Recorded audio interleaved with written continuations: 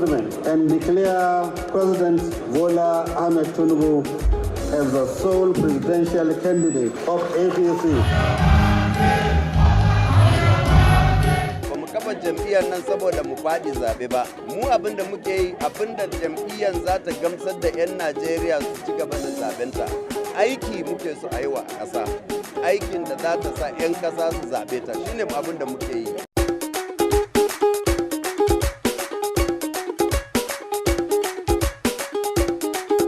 Ummatore assalamu alaikum. Barka min be lorgo fotta nder taskara duniyaru siyasa.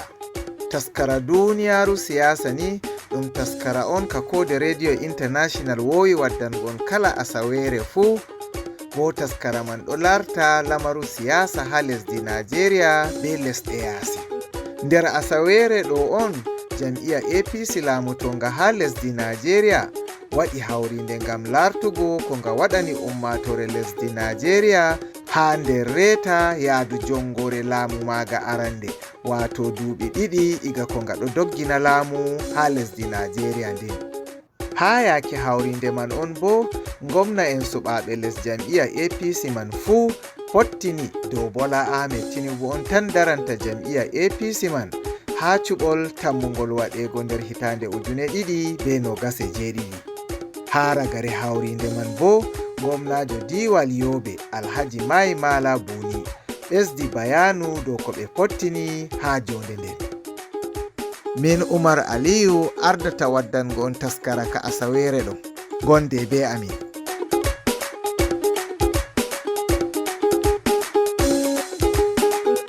Gwamnati les jagorgal Bola Tinubu ɗo haɓana hewtugo reeta nder duuɓi 4 ha jongore laamu arandewo. Anniya Tinubu man ngam lortugo tefa subtego ngam doggingo jongore ɗiɗabre laataki cuuɗiɗum. Andugo shiryaji ɗi jam'iya APC wurtini torri ummatore, bo wawan waddango jam'iya man ɓilla ha cuɓol hitande 2027 waɗi. Jam'iya man waɗi hawrinde ɓiɓɓe jam'iya man ngam famtingo ummatore boteɗe shiryaji ɗin gaddani lesdi ndin. Ministajo cakol kubaruji be hakkilanowo shanu njamu be hakkilanowo shanu kuuɗe hawtade be sawrowo ardiiɗo lesdi dow ko larani rento wato Malam Nuhu Ribadu waɗi jawabu ha hawrinde man dow ko gwamnati mobgal lesdi les jagorgal Bola Tinubu heɓi nasaraku waddango ummatore nder duuɓi 2 ko nga fuɗɗi dogginki laamu. Ha yaake moftorde nden on bo gwamna en suɓaaɓe les jam'iya APC wato Progressive Governors Forum noti dow Bola Tinubu on tan daranta jam'iya man ha cuɓol garowol nder hitande 2027. Banantano chairmanjo Progressive Governors Forum Mr. Hope Ozodimma andini nder jawabu mako ha hawrinde nden. Members of the Progressive Governors Forum took far-reaching decisions.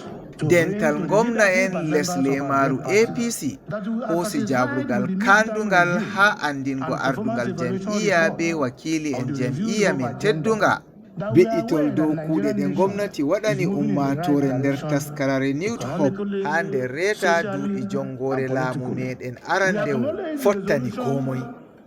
Min tabitini Naajeeriya ɗo dow ɗatal tiitingal wato dow ko larani faggudu ɓoosinki ngendam ummatore be jahargal siyasa. Min notani darnde gwamna en men dow ardiiɗo lesdi tan daranta jam'iya men ha cuɓol hitande 2027. That the president should be adopted as our flag bearer for 2027 presidential election. Nden ardiiɗo jam'iya APC Dr. Abdullahi Umar Ganduje tabitini ko Ozodimma wi.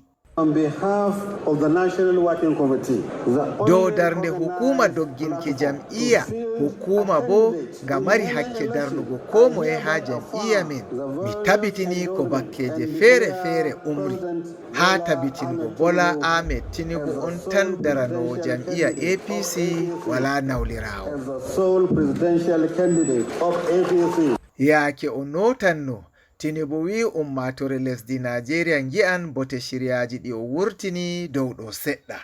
The resuscitation of Nigerian economy is on course. fintingo faggudu lesdi Naajeeriya ɗo dow laawol, tammunde wonde ɗo yeeso meɗen. Lesdi Naajeeriya tappanan hoore muɗum kare, en keɓan ko en tefata. Nde en mbaawi yottingo lesdi men haa en jotti nder duuɓi ɗiɗi ɗo, nden kam nder duuɓi ɗiɗi garooji en ngaɗan ko ɗuuɗi. En andi ko tefeten be haa en tiiti. We have the mission, we have the vision.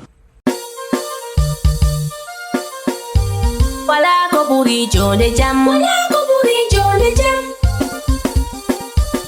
Jam'aaje boɗɗine gondal mon narnoye. So ni on giɗi lesdi mon fa'a yeeso taka ɓe. Ko moye fuu yirlito wala ko ɓuri jonde jam. Jonde jam ɗon weli tamen kawten narroyen. Wala ko ɓuri jonde jam. Moye fuu waɗa bawɗe mum fattoya luure to men. Wala ko ɓuri jonde jam. Awen jonde jam e narral hakkunde men. Wala ko ɓuri jonde jam. Ha ragare hawrinde man on bo gwamnajo diwal Yobe Alhaji Mai Mala Buni waɗi jawabu dow ko waɗi ɓe koosi jabrugal darnugo Tinubu tan. Jam'iyyar nan game da kuka sani mu muka kafa ta kuma muna cikinta. Jam'iyya ɗo minon tigginga, min ɗo nder maaga, min ɗo kuwananga, ko min geloto nga tokka heɓugo nasaraku haa cuɓi Naajeeriya. Ɗo on waɗi handi ɓiɓɓe jam'iyya hawta hoore ɓe tefa ummatore nden ɓe kuwana ummatore. Ko hisnata jam'iyya woni huwango ummatore bana ko min gaɗata haa diiwe be hukumaji pamari enanta mobgal lesdi. Be moftorde banni on ɗum wawata famtinki ummatore dow ko salata haa ɓe famta ko jam'iyya worri be ko lesdi worri. Ngam tabitiggo lesdi Naajeeriya be jahol yeeso maari laarani kala ɓi lesdi fuu. Ɗaurewan Najeriya ƙasa ɗaya sannan kuma ci gaban Najeriya ruwa ne na kowane ɗan Najeriya. Allah rene ko a ɗo yi'a on hafai? Wannan ai kaman duba madubi ne, mu dubi kanmu me muke ciki yanzu. Ana tsakiya ne domin an yi shekara 2. Ɗo bana lartugo ha darogal on, min dara ko en gorri min anda en ɗo kaɓana hewtugo duuɓi 2 dow laamu. Ɗo dole on en reeti yaadu, dole on min mofta min dara ko min kuwi ɗume on bo min gatta min jotto ha ɗum mari haaje. Ngam haaje jam'iyya laati fistugo ɓillaji ɗi ummatore giidata, nden nga jo'inal jahol yeeso lesdi. Ummatore lesdi botora be jahol yeeso ɗum jam'iyya man waddi. Al'umman ƙasa su amfana da ci gaban da za ta kawo a ƙasa. To on kawri haɗo on ge'iti on daari duuɓi 2 ko on gaɗi dow laamu. Ha yi'ugo ma ko woodi ko ummatore lesdi botori be duuɓi 2 ɗi on gaɗi dow laamu? To alhamdulillah, kasan matsalolin nan idan suka yi yawa dole ne a dinga warware su ɗaya bayan ɗaya. Kuma to alhamdulillahi a andi to ɓillaji ɗuuɗi dole sai fistira gotel gotel. Nden to ɗum wurtini shiryaji kesi iga aran bote shiryaji ɗin wangata sai ɓaawo. Kanjum waɗi jabruɗe ɗe ɗum ɗo hoosa fottani amin. Jabruɗe ɗe ɗum hoosi ngam mo'itinki yaakeji musamman dow ko laarani rento, faggudu lesdi, ilmu, njamu be buwale ha lesdi Naajeeriya ɗum hunde on nde wanni ɓi lesdi fuu. Onon jayndiyanken on nani jawabu ko moye haɗo. Ardiiɗo lesdi wolwi, minista en bolwi, kamɓe on bo laati dogginoɓe kuuɗe ɗen. Gaban ƙasa ya yi magana, ministoci sun yi magana, kuma su ne masu gudanar da wannan ayyuka. Ko on taskitani waɗango Tinubu kamfen dow ɗo seɗɗa to wakkatire nden hewti? To ai mu yan jam'iyya ne.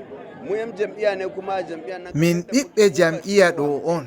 Jam'iyya ɗo bo na min nastunga, minon tigginga.